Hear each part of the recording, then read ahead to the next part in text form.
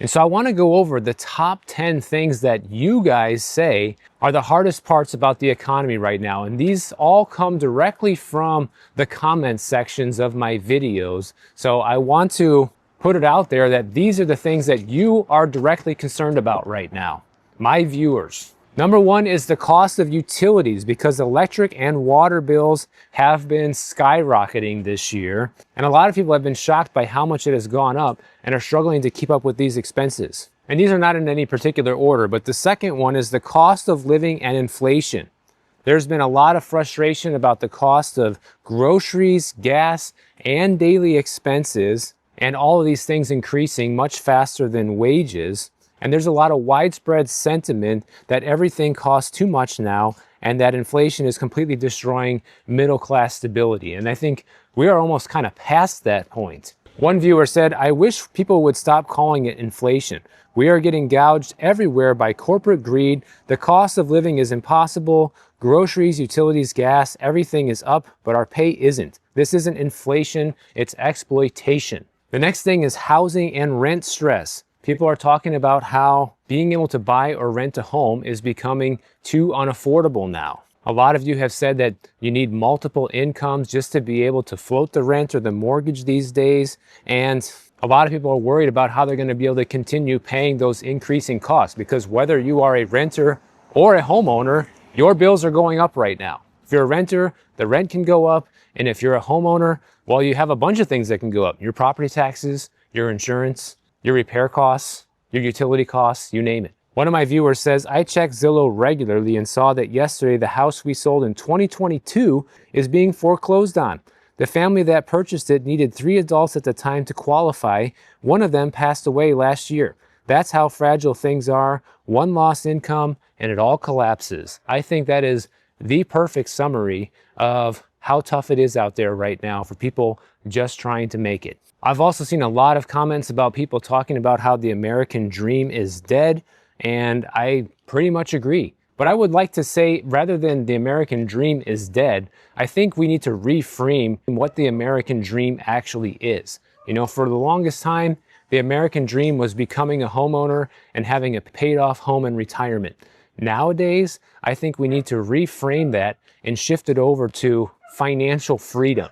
And then it doesn't matter if you have a paid off home or if you're renting or whatever. If you are making more than enough to pay all of your bills and are saving plenty of money and are seeing a sizable return on your investments, so that way you can easily retire and never have to worry about money ever again. I think that should be the new American dream that people should strive for. And then it doesn't matter if you're a homeowner or not. As long as you can afford your lifestyle, who cares? One person says the American dream is gone. The US isn't a country, it's a corporation now. Everything feels fake. Jobs, leadership, opportunities. History shows empires collapse slowly, then all at once. We're in the whiplash phase. Another big complaint among many of you are wages and job insecurity. You know, unemployment has been rising, and functional unemployment is almost at 25% in this country right now. People are being forced into doing gig work, working multiple jobs just to be able to survive. And there's been a lot of complaints about stagnant pay and jobs that no longer sustain a basic living standard, kind of like what we just talked about. Another big complaint is corporate greed and inequality.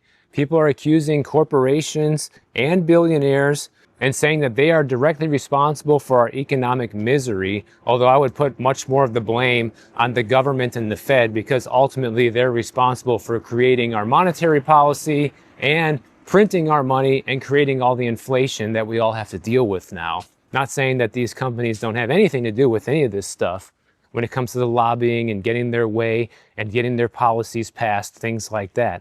But ultimately, the people in charge who are doing it are the real problem. But there's no doubt that there is a big sentiment among everybody right now that big business has rigged the government for profit right now. And one great comment I saw about this was that our leaders don't want to fix anything. The same people causing the mess profit from it. Governments and corporations act like predators. This isn't a natural disaster, it's a manufactured collapse, and the most vulnerable suffer the most. I couldn't have said it better myself. And then, of course, there is debt and the financial strain right now. People are leaning heavily on credit cards and personal loans and HELOC loans. And this is all crushing people's ability to move upward financially in the world right now. And many people are admitting having to live paycheck to paycheck or even going broke despite having a full-time job. One of my viewers said, I work 72 hours a week in EMS, drive an ancient car, and can still barely make it. Healthcare premiums and costs eat everything. I live in a cheap modular home I rebuilt myself. It took 7 years just to get here. One medical emergency would wipe me out. I mean, that is just sad, man. Like, I really respect people that work this hard and are giving it all they got, and yet somehow they're still barely making it.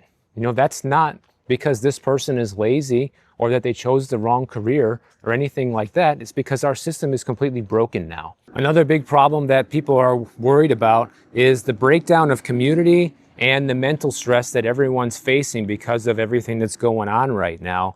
A lot of people are reporting feelings of isolation, depression, and burnout, and hopelessness, as well as rising anxiety levels. One person goes, people working several jobs, living frugally, still can't make it. We are in a depression. It's time we stop judging each other and start showing compassion, because even people living within their means are struggling to survive. And I completely agree, guys. I never aim to criticize anybody here on this channel. I'm always just trying to help people by making you aware of what's going on out there and showing you how you can do it better. That's pretty much the mission of my entire channel. And the last major concern, especially among a lot of my older viewers, is about aging and retirement. A lot of seniors say that they cannot afford to retire or are being forced to go back to work. And they also fear that Social Security and pensions won't be enough to survive. And remember, having a pension is not a magic bullet. It used to be, but pensions can also be disrupted when the market falls, and a lot of pensions are going broke, especially state pensions right now, and simply do not have enough money to pay all of the retirement funds that are promised to people. One person says, I'm a younger boomer and I'll let everyone in on a secret. 70% of us boomers are scraping by month to month. We didn't all achieve the brass ring. Many of us will die with what little we have left. And that is actually true. I have covered this in some of my retirement videos. You know, a lot of the well-to-do baby boomers make it look easy and make it look like all of the baby boomers are just crushing it right now. But in reality, it is just the wealthy ones who are crushing it, just like in any other age demographic.